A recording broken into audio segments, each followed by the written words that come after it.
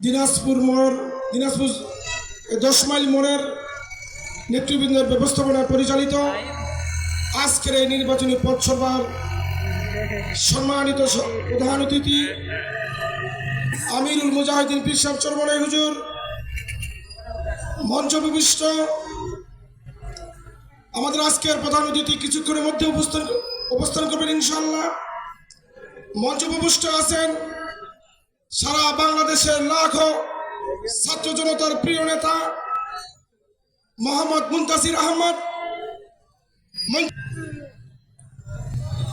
প্রিয় দিনাজপুরবাসী, আমরা এতক্ষণ পর্যন্ত অত্যন্ত গুরুত্বপূর্ণ বক্তব্য শুনতেছিলাম। আমার ভালো লাগতেছিল। আমি দিনাজপুরের, বিশেষ করে দিনাজপুর উত্তরের প্রতি থানায় প্রায় ইউনিয়নে বক্তব্য দিয়ে থাকি, আপনারা শুনে থাকেন। তাই আমি বেশি কিছু বলবো না, আমি একটি আয়াতের আলোকে আলোচনা করব। আল্লাহ রব্বুল আলামিন পবিত্র সূরা বাকারায় বলেন, ওয়াইদা লাকুল্লাযীনা আমানু ক্বালু আমান্না ওয়াইদা খালাউ ইলা শায়াতিনহিম ক্বালু ইন্না মাআকুম ইন্নামা নাহনু মুস্তাহজিউন।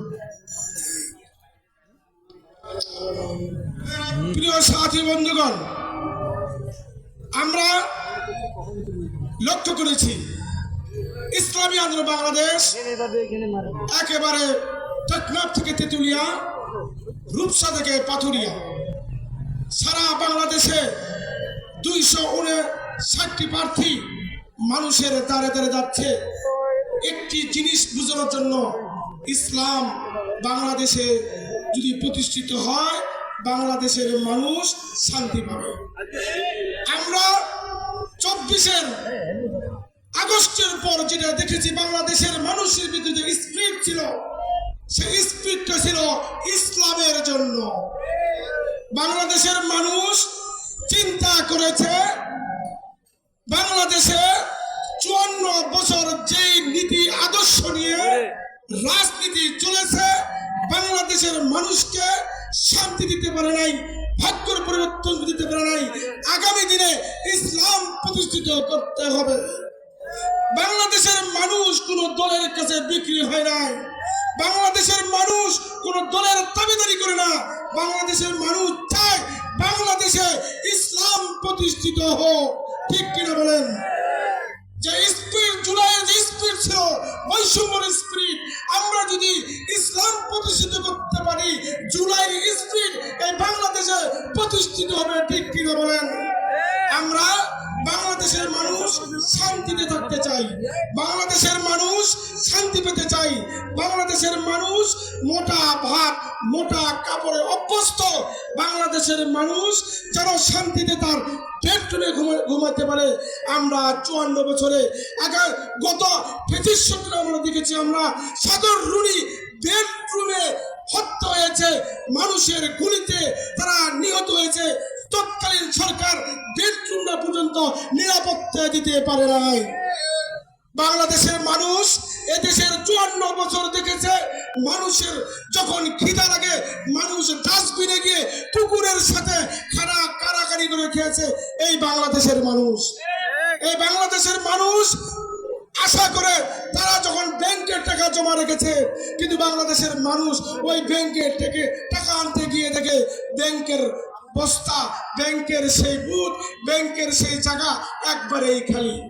বাংলাদেশের মানুষ এই 54 বছরে দেখেছে নেতারা যখন মাইক পায় আশার গুলি শোনায়, বিভিন্ন কথা বলে, কিন্তু ওই নেতা নির্বাচন হওয়ার পর নির্বাচন এলাকা থেকে এমন দূরে চলে যায়, ওই নেতাকে হারিকেন দিয়েও খুঁজে পাওয়া যায় না। আমরা লক্ষ্য করেছি, আপনারা এই বীরগঞ্জ কারণের মানুষ সাক্ষী, আমি বীরগঞ্জ কারণের একজন ভোটার। এই এলাকার এমপি গোপাল বাবু এমপি হওয়ার আগে যেইভাবে ওই হাসপাতালে পড়েছিল, আপনারা সাক্ষী। আপনারা বলেন, এমপি হওয়ার পরে আমরা কি তাকে হাসপাতালে পেয়েছি? শুধু হাসপাতালে নয়, স্টেশনে আমরা বারবার গিয়েছি, তার অফিস পর্যন্ত গোপাল বাবুকে আমরা পাই নাই। এমন নেতা আমরা সামনে নির্বাচিত করতে চাই না, কি বলেন? আমরা এমন নেতা নির্বাচন করতে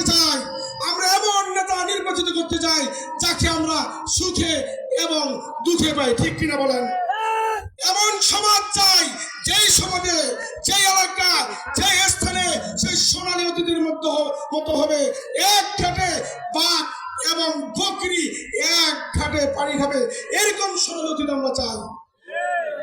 আপনারাই বলেন যে আল্লাহ তাআলা এই ইনসাফ সমাজের ভিতরে দিয়েছিল, জানোয়ারের ভিতরে দিয়েছিল, সে আল্লাহ তাআলা এখনো আছে কিনা বলেন? কিন্তু আমরা নেতারাও এরকম হতে পারি নাই। আমাদের অবস্থা কি? ওই যে আমি বলেছি একটা আয়াতের আলোকে আমি আলোচনা করতে চাই। ওই যে আমরা যখন আমাদের কাছে সাংবাদিকরা যখন আসে জিজ্ঞাসা যদি করে, হুজুর আপনি নেতা নির্বাচিত হওয়ার পর আপনি তো হুজুর মানুষ, আপনি কি শরীয়ত অনুযায়ী দেশ চালাবেন? আমি বলবো যে না, বিদ্যমান আইনে দেশ চালাবো।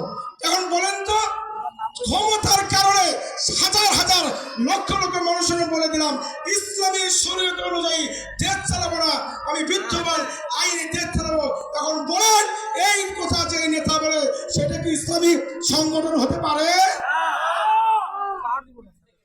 ওই যে শয়তানের সাথে যখন দেখা হয় বলে আমি তোমার সাথেই আছি, ইমানদারের সাথে যখন দেখা হয় আমি তোমার সাথেই আছি।